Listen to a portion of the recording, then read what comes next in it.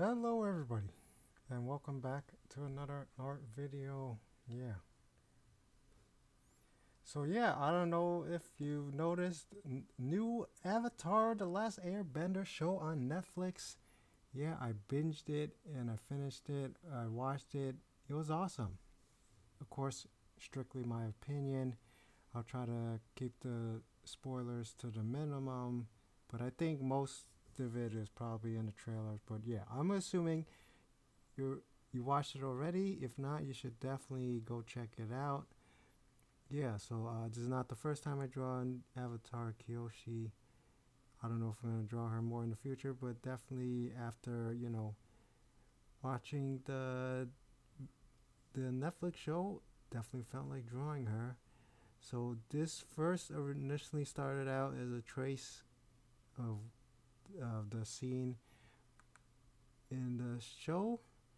I'm kind of concentrating on the tracing part, but yeah, I started off tracing, then I made some edits. So I did my best to make her look as close to the cartoon version as possible. Even though I very much enjoyed the live action show, definitely I've seen a lot of complaints, comparisons saying like, "Oh, it's not as good as the cartoons," and yeah, definitely I've noticed right away there's a lot of changes to the source material. So it's not a direct adaptation, and usually that definitely does bothers me, does makes me upset that they completely changed everything and stuff like that. But uh, right, actually, usually my main concern is like they don't use their superpowers. I'm talking about mostly comic book adaptations. They don't use their superpowers, and they don't have the same costumes. So in terms of that regard, when I look at the show, the characters immediately I could tell who's Aang, I could tell who's Zuko, I could tell who's Iroh, I could tell who's Sokka, I could tell who's Katara, I could even tell who was Commander Zhao, even though he's not like super.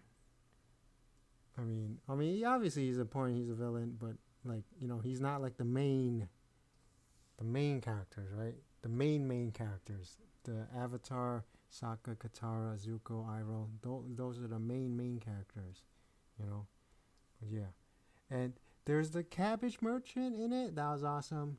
King Boomy looked great, and they definitely did not shy away from the like the I guess unrealistic style, like in the cartoon, like he's all like I guess I don't know how to describe his look, but like disheveled, he got that like wacky hairstyle, and they kept it for the show, so that's definitely good. And also definitely it is very uh, how do I say it? Like it's not like it's similar to the One Piece show, but definitely like I'm sure people compare it to like, oh wow, it's like live adaptation. I don't know. Maybe I don't know. It seems like a lot of people really like the One Piece adaptation, but from what I've seen, a lot of people don't like the Avatar adaptation. But like I said, they actually use the bending powers, and it looks the scenes they use it in were really good in my opinion. And of course, obviously, it's possible that the M Night Shyamalan movies that they were just so bad that you know that it was very hard for the Netflix show to be disappointing, right? If that makes any sense. Yeah, like the Netflix show definitely way the fighting, the bending scenes way better. I don't know if you remember. Uh, okay, something's wrong here. Uh, Wait, so I don't know if you remember. Uh, wow, her neck is tiny. That doesn't make any sense. Yeah, that's definitely something wrong. I don't know if how I'm gonna fix it, but I will try. Her neck. I made it super thin. It's I don't it's not supposed to be like that. But right. What was I saying? I guess like that will look a little bit better.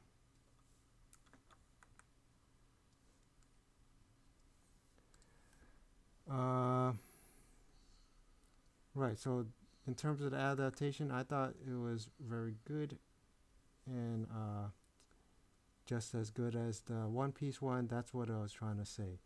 Right. And I guess if you didn't like it, that's nothing. There's nothing wrong with that. I only right. I only watched like a handful of reviews. I made sure I finished the whole show before I watched any reviews, and like I would say the reviews had some valid points. A lot of things, the cartoon did it definitely better and in greater detail, and right. But in terms of live action, live action adaptations, I would say this was a pretty good job considering most of them are really crap. And like yeah, so like the other Netflix ones have all been not good. But to be honest, I haven't really watched that many actually. In terms of the live action adaptations, so there's One Piece, Yu Yu Hakusho. I watched those. So One Piece I liked a lot, and Yu Yu Hakusho was okay. It was like about like ghost cops or something. I don't know, not ghost cop, but like ghost detective. And there's like a fighting tournament kind of like. So from what I heard, they super compressed the the anime into the show. Definitely wasn't as how do I say, yeah, it didn't catch my attention as much as One Piece did. Uh, I guess because One Piece, it's like pirates with superhero powers. That's the main reason why I like. I think that's the main reason because they had like superpowers. At least Luffy did, and like there was a Buggy the pirate. He's kind of like Elastic Man, Mister Fantastic, Plastic Man. That those sorts of characters. No, wait. What am I thinking? No, he has detachable body parts. No, that's Luffy. Right, Luffy has the stretchy powers and stuff. Buggy the pirate is like regeneration and stuff. But basically, yeah, the gum fruits they give them superpowers. And here I am spoiling One Piece, but probably people watch that more. I did, yeah. I'm pretty sure I mentioned this before. I did start watching it on Netflix. It would be great if they have the Avatar cartoon on Netflix or Amazon or something, and then we could just binge that as well. But anyway, right. So the live action show, I liked it a lot, and I would say that yeah, I liked it a lot. And for me, like usually I don't really like the live action adaptations. Right. I was saying the Netflix ones. So the Resident Evil one, that was probably the worst one. That was definitely I would agree that that was not good. Uh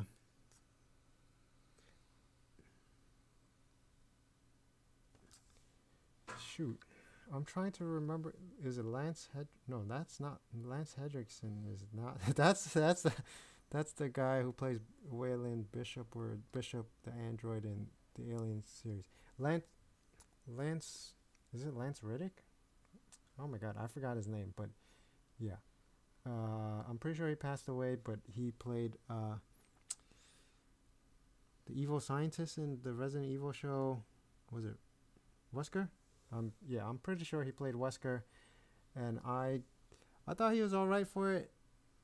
I mean, he like it was just that the show was really weird and wonky, and I know like the main problem with the is they try to be like the stupid movies taking place in the future. The world has already ended, and all these wacky adventures conquering the world. Like I don't understand. Like why do they have to do that? Like I don't know.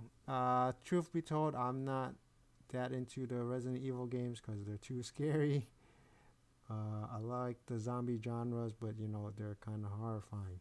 But yeah, it I don't know. But in terms of the adaptations, they're always going like, oh, like the Umbrella Corps trying to conquer the world, destroy the world, conquer the world. Like I don't know. I feel like the games it's not like that at all. More like they're just trying to create some biological weapon. Like I've never seen like no world conquering schemes in like the Resident Evil games as far as I can tell. Yeah, but the adaptation always turns Umbrella Corp into some like try to conquer the world or something. Yeah, right. So yeah, why am I drawing Kyoshi? Because I guess I've spoken rambling long enough that most likely not too many people are watching and they already know, right?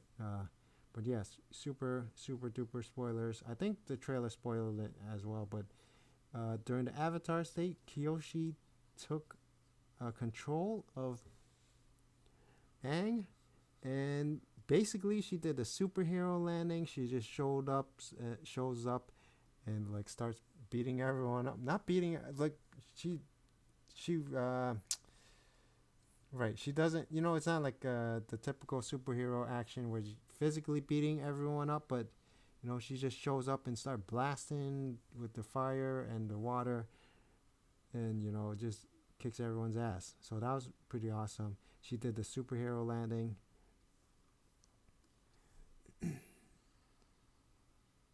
Right. What else? Yeah, I guess that's the. I mean, I guess I'm a simple man. I just want to see like the characters that resemble the source material, and that characters resemble the source material if they have powers, or like they use them, and we got to see them use them, and it looks good and not goofy like the M Night Shyamalan movie where they got like 10 earthbenders doing a whole parade, and all it accomplishes is moving a pebble slowly across the screen. Like, what the hell was that? Yeah, that was awful. That's like the only thing I remember of that movie. That's the most memorable scene of the movie. And it was trash. Right. So that definitely sets a very low bar for this series. But yeah, like I said, the all the bending scenes, the action scenes, the choreography, it was all good in my opinion. Definitely the large scale battle was a bit chaotic and hectic. Lots of I uh, I guess cuts where they I don't know that definitely is like a I guess a Hollywood thing, like I don't know, cinematic thing where they instead of having one uh, extended battle scene, they have like a billion cuts, and then well, I mean, there's like multiple reasons for that because I guess it might be boring to just show two people fighting the whole time, but with the cuts they can cut to like other people fighting and stuff, and then like and also if the stunt actors, stunt workers, they're not super good at fighting, or they want to hide. They want to show like I don't know. Right. No, the stunt workers they can fight. Is usually the main actors that are not as good as fighting, so they have to like hide it with like a million cuts, and then they'll cut to another scene fighting and another character fighting and stuff like that. Right. Yeah. I mean, it can be cinematic and cool when they're like changing the camera angle and showing like the different people fighting and stuff like that. But yeah, definitely it the my I guess that would be a complaint of mine that some of the fighting scenes were a bit too chaotic looking. I'd rather if it was nice and smooth. Yeah, I would say it's not as bad like say like Transformers or something. All right. Wow, that looks bad. So you can definitely tell the arms are not good. Definitely not my strong suit.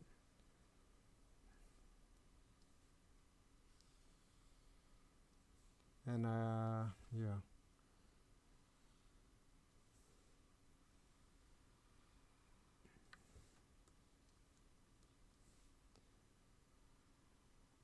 Right. Basically super good show in my opinion. I must have said it like 5, 10 times already, but there's really not much to say because I'm trying to concentrate finishing up the picture here. Yeah, I ended up changing almost everything. The arm position of the arms, the obviously the proportions. Let's see, I changed the face. I guess the hair would be the most similar, but I did make it longer.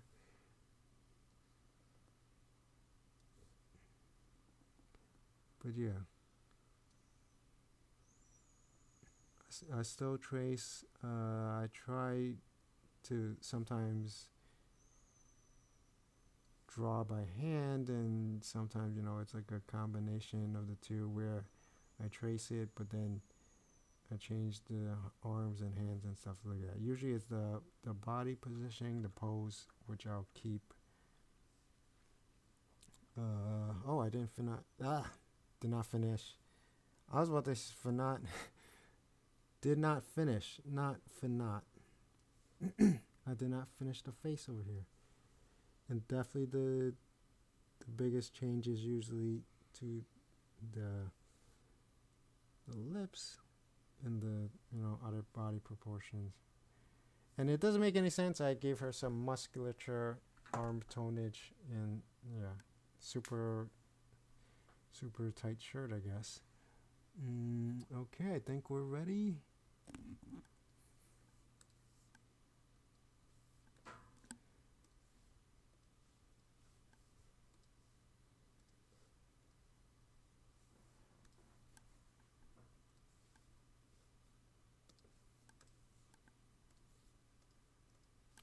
All right, so definitely if you watched the show, let me know what you think. Did you like it?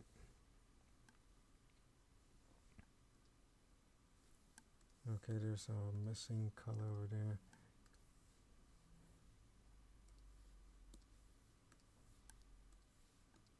And also, I noticed, I don't. What's the deal with, the Rotten Tomatoes, where like every movie, well, not every movie, a lot of movies where it's like either it'll be like the polar opposites. The audience will give it like 20%, and then the critics will give it like 80%, or the opposite. The critics gives it like 10%, and then the audience loves it, gives it like 90% or whatever, 70%. It's like, why is it always the opposite?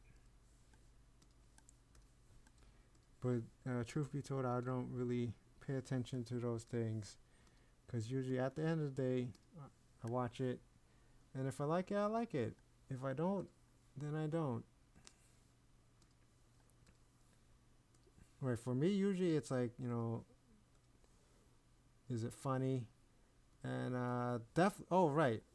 Definitely, I guess, I don't know if people are complaining about this. There's definitely a tonal shift in the series compared to the cartoon where it's a lot more serious, the stakes are higher and everything. And yeah, it's definitely like the original cartoon is more, I guess, kiddie immature, I guess. I mean, it definitely it's more serious than other cartoons for sure, but Aang is in fact a kid. Sokka Qatar also a kid, so they kind of goof around.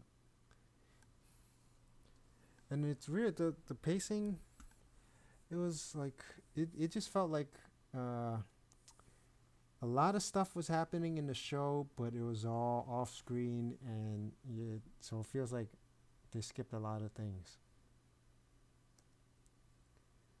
Okay.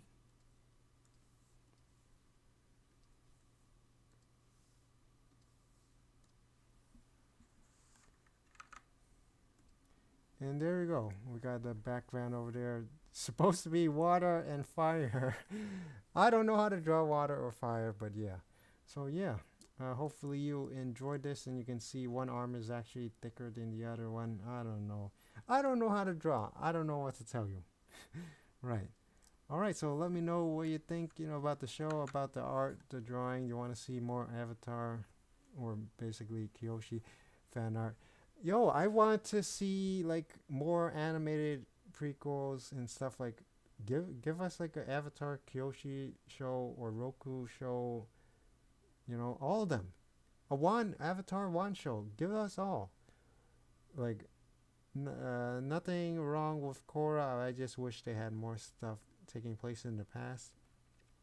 Although, some like a Avatar show taking place in the future where people, like with technology and stuff, do they still need Avatar? Do they still need bending? Like, yeah, that could be an interesting concept to play with. But I'm stuck in nostalgia mode. I want to see more fantasy, fantasy, fantasy. Although I do like some sci-fi, and maybe they could do it like He-Man, where it's a mix of sci-fi and fantasy. That could be super cool.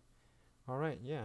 So let me know what you think down below. Thank you for watching. Until next time. Bye bye.